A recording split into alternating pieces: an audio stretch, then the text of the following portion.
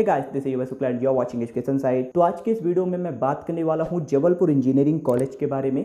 इस वीडियो में मैं आपको इस कॉलेज के बारे में बेसिक से लेकर एडवांस तक की पूरी इन्फॉर्मेशन देने वाला हूं। कॉलेज का कैंपस कैसा है, यहाँ पे प्लेसमेंट्स कैसी होती हैं, क्या कट ऑफ रहती है, एडमिशन का क्या प्रोसीजर है, जो डिपार्टमेंट्स की बिल्डिंग्स हैं, जो इंफ्रास्ट्रक्चर है, जो फैसिलिटीज़ कॉलेज प्रोवाइड कराता है, उनकी क्या कंडीशन है। कॉलेज के बारे में मेरा पर्सनल एक्सपीरियंस भी है, इसको भी मैं आपको शेयर करूंगा। ये मेरी इस कॉलेज के ऊपर चौथी वीडियो है।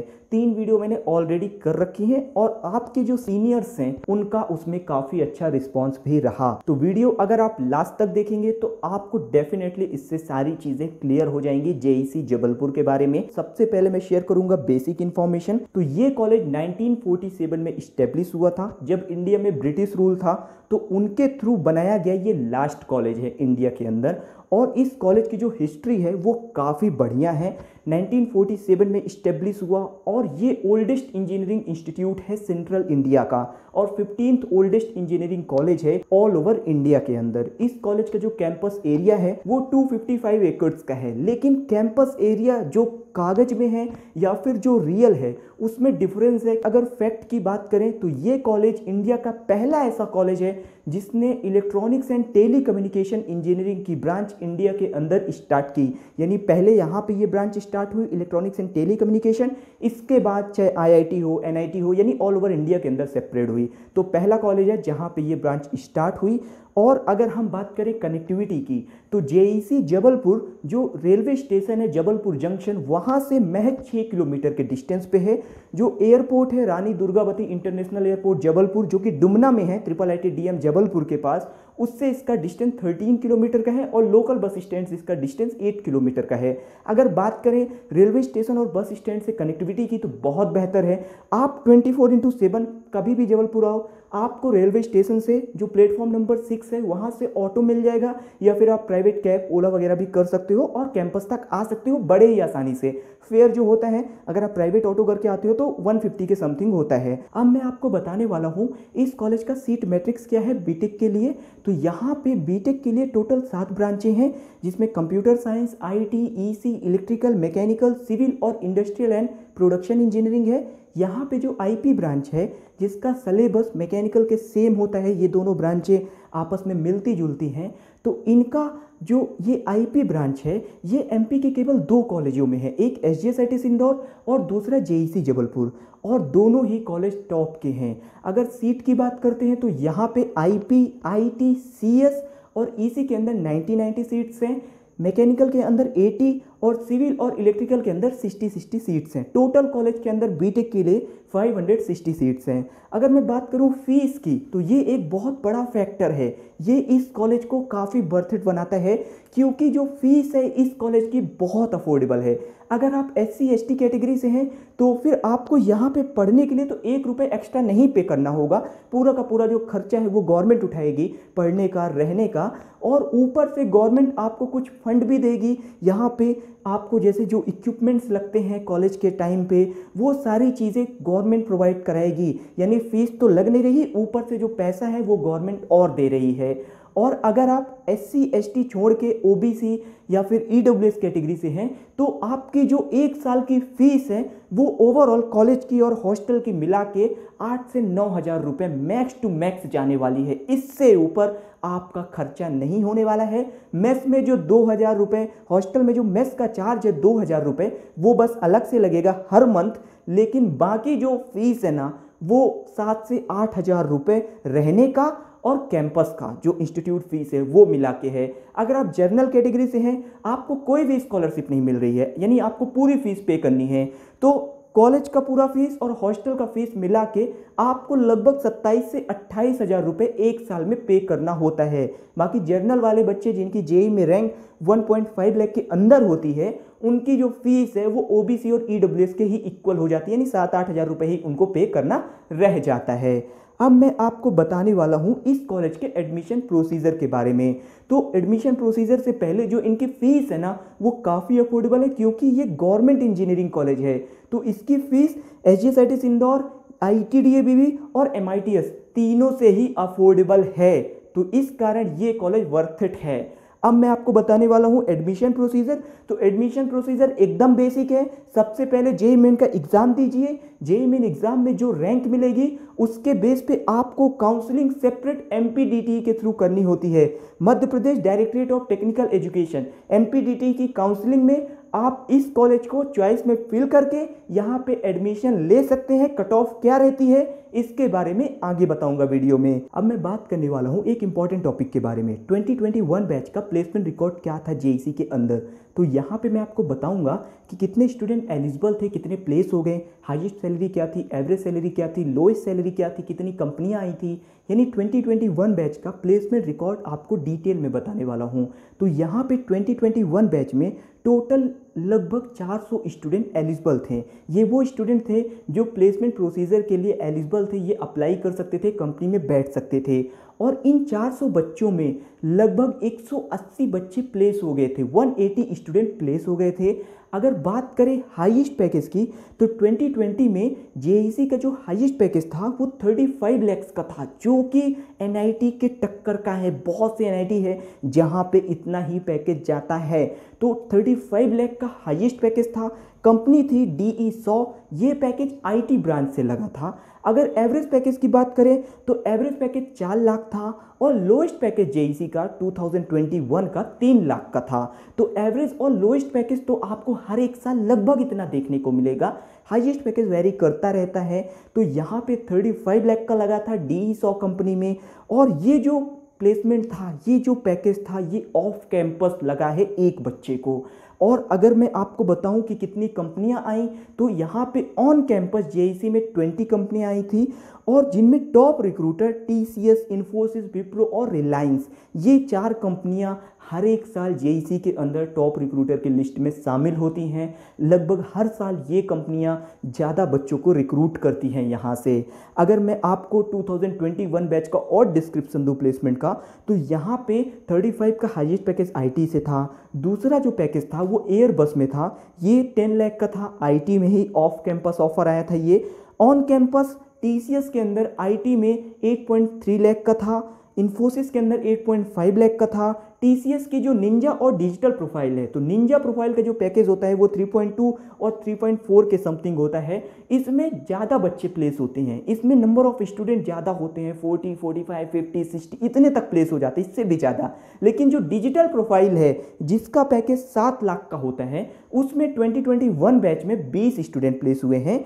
और इन्फोसिस का जो पैकेज था 5 लाख का, उसमें 5 स्टूडेंट प्लेस हुए हैं। टीसीएस का निंजा प्रोफाइल में बहुत से बच्चे प्लेस होते हैं और इन्फोसिस का जो पैकेज है वो 3.8 के आसपास होता है, इसमें भी बहुत से बच्चे प्लेस होते हैं। इसीलिए टीसीएस, इन्फोसिस और विप्रो में भी काफ़ी होते हैं, इनको मास रिक्रूटर में रखा गया है। तो यहाँ पे मैं 2017 से 2019 तक का ब्रांच वाइज कितने स्टूडेंट प्लेस हुए हैं वो डेटा दिखा रहा हूँ, आपको साइड में दिख रहा होगा। यहाँ पे 2019 में कंप्यूटर साइंस से 79, आईटी से 57, इलेक्ट्रॉनिक्स एंड टेलीकम्युनिकेशन से 44, सिविल से 5, इंडस्ट्रियल एंड प्रोडक्शन से 11 इतने स्टूडेंट प्लेस हुए। ये पूरा डेटा आप देख सकते हैं। 2021 बैच में जो इनकी लोएस्ट ब्रांच मानी जाती है, जिसका कट ऑफ सबसे ऊपर होता है जेई के अंदर, वो है आईपी। और आईपी में लगभग 10 स्टूडेंट 2021 बैच में भी प्लेस हुए थे और ये स्टूडेंट टीसीएस, इन्फोसिस और रिलायंस के अंदर प्लेस हुए थे। तो ये डेटा आपके लिए काफ़ी इंपॉर्टेंट है।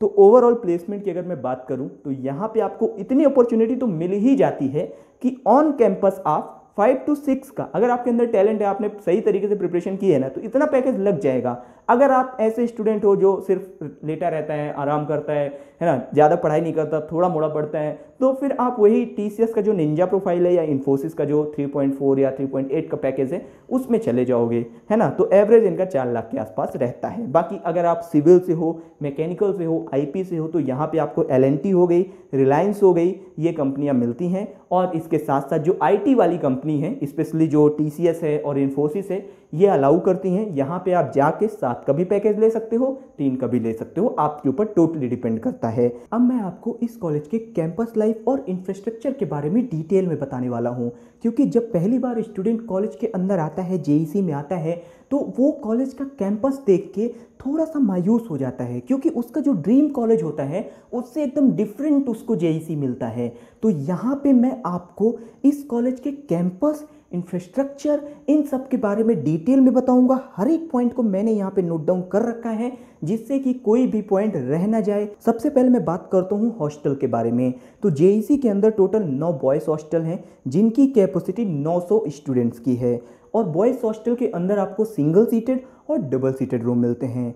गर्ल्स हॉस्टल 2 हैं जिनकी कैपेसिटी 150 स्टूडेंट्स की है, यहाँ भी सिंगल और डबल सीटेड रूम मिलते हैं। रूम स्पेसियस हैं, आपको स्पेस का प्रॉब्लम रूम के अंदर नहीं आने वाला है। अगर मैं हॉस्टल फैसिलिटीज़ की बात करूं तो यहाँ पे हॉस्टल का जो इंफ्रास्ट्रक्चर है वो आपको एनआईटी के इक्वल मिलने वाला है, एनआईटी के लेवल के हॉस्टल हैं। तो यहाँ पे हॉस्टल के अंदर आपको मेस हो गया, आउटडोर स्पोर्ट्स की काफ़ी बेहतर फैसिलिटी है। हर एक हॉस्टल के सामने आपको ग्राउंड मिलेगा, वहाँ पे आपको स्पोर्ट्स की फैसिलिटी बेहतर मिल जाती है, रिक्रिएशन रूम मिल जाता है। यहाँ पे वाईफाई की फैसिलिटी है लेकिन लिमिटेड है, आपको 1 GB पर डे डेटा मिलता है, इसके बाद आपको कनेक्शन नहीं मिलेगा वाईफाई का।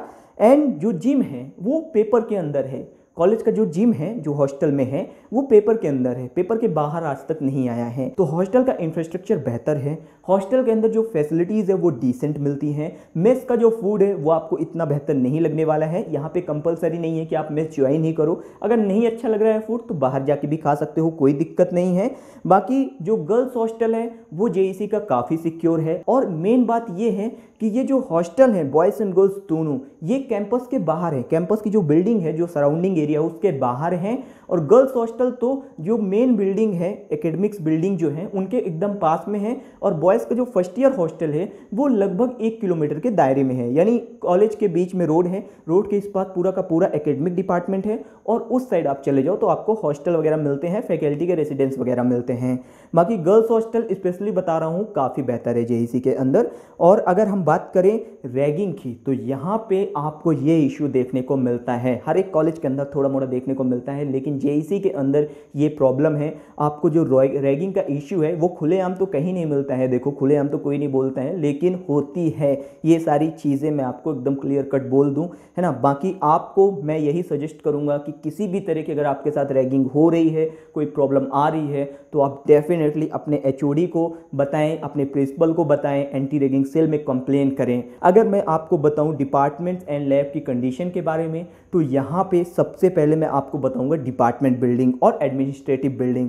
तो एडमिनिस्ट्रेटिव बिल्डिंग आपको अच्छी कंडीशन में देखने को मिलती है। एडमिनिस्ट्रेटिव बिल्डिंग में आपको जो बेसिक सेल्स वगैरह होते हैं वो सब आपको देखने को मिलता है, कॉन्फ्रेंस रूम वगैरह है। और यहाँ पे जो सेंट्रल लाइब्रेरी है जेईसी की वो एडमिनिस्ट्रेटिव बिल्डिंग के फर्स्ट फ्लोर के अंदर है, वहाँ पे आपको सेंट्रल लाइब्रेरी मिलती है। लाइब्रेरी का जो रीडिंग रूम है उसकी कैपेसिटी लगभग 100 बच्चों की है, और लाइब्रेरी के अंदर आपको ठीक ठाक फैसिलिटी मिल जाती है। यहाँ पे जो लाइब्रेरी का टाइमिंग है वो मुझे बेहतर नहीं लगता है किसी भी हिसाब से, क्योंकि लाइब्रेरी बहुत कम समय के लिए ओपन होती है। सुबह 10 बजे खुलती है, दोपहर के 2 से 3 लंच हो जाता है, और शाम के 5 बजे बंद हो जाती है। तो लाइब्रेरी का जो टाइमिंग है वो आप किसी भी एनआईटी वगैरह में चले जाओ, कहीं पे भी चले जाओ, वो बेहतर होता है। रात के 9 बजे तक लाइब्रेरी खुली रहती है ना। तो ये सारी चीज़ें इसके अंदर नहीं है कैंपस में।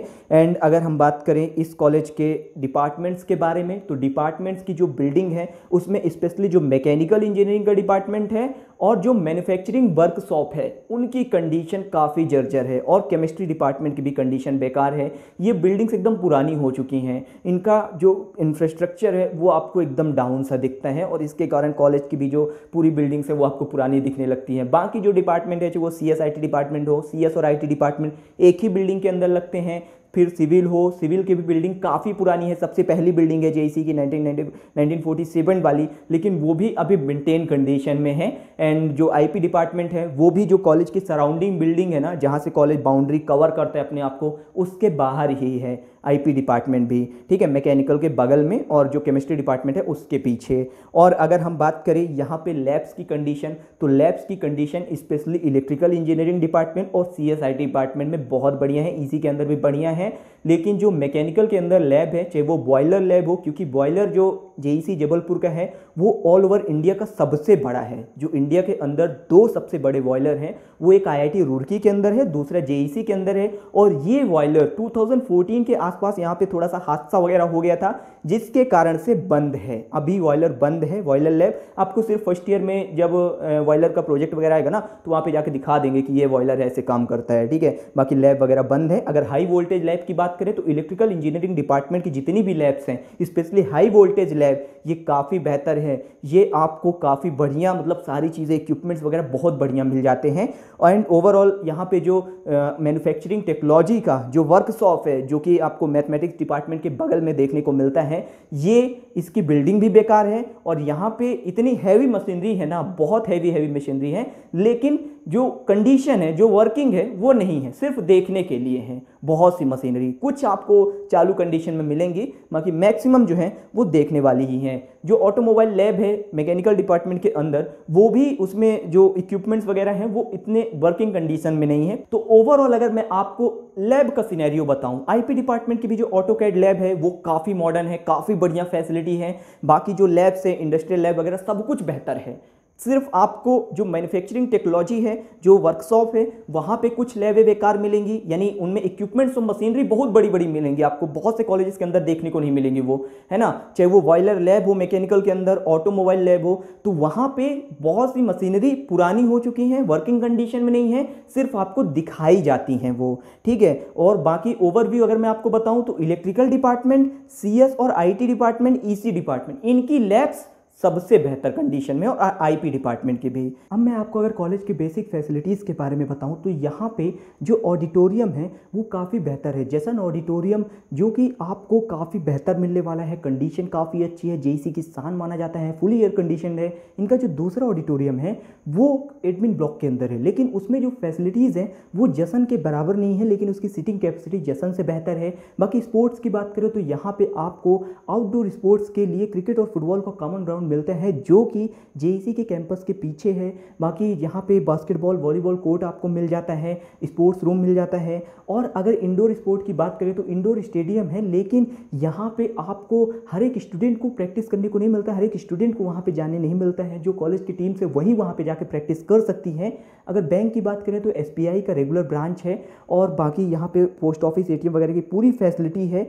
और इनका जो स्पोर्ट फेस्ट है वो आवाहन है, टेक्निकल हेलिक्स है, और कल्चरल फेस्ट और यॉल है। ये इंट्रा कॉलेज होते हैं, यहाँ पे कॉलेज के अंदर ही सारी टीमें पार्टिसिपेट करती हैं। हर एक साल नहीं होता, कई बार ऐसा होता है कि स्पोर्ट फेस्ट में गैप हो जाता है, स्टूडेंट इन्हें कंडक्ट करवाते हैं। बाकी सारी चीज़ें ओवरऑल अगर हम देखें तो यहाँ पे कैंपस आपको फीस के हिसाब से काफ़ी बेहतर मिलने वाला है। और अगर कट ऑफ की बात करते हैं तो JEC की जो कट ऑफ है वो आपको वीडियो के डिस्क्रिप्शन बॉक्स में मिल जाएंगे। अगर आप MP से हो तो वहाँ पे आपको एडमिशन CSE ब्रांच में, अगर आपकी रैंक JEE में 50,000 के आसपास आ रही है तो मिल जाता है। अगर आपकी रैंक 250 या 280 के बीच आ रही है, आप जर्नल से हो, MP से, तो आपको IP ब्रांच में एडमिशन मिल जाएगा। बाकी कट ऑफ डिटेल में आपको वीडियो के डिस्क्रिप्शन बॉक्स में देखने को मिल जाएंगे। तो ये थी कंप्लीट इन्फॉर्मेशन। मिलता हूँ दूसरे वीडियो पर, तब तक के लिए चलता हूँ, दीजिए इजाजत। जय हिंद। वीडियो पसंद आई तो लाइक जरूर करना, और कमेंट बॉक्स पे कोई क्वेरी है तो मेंशन कर देना।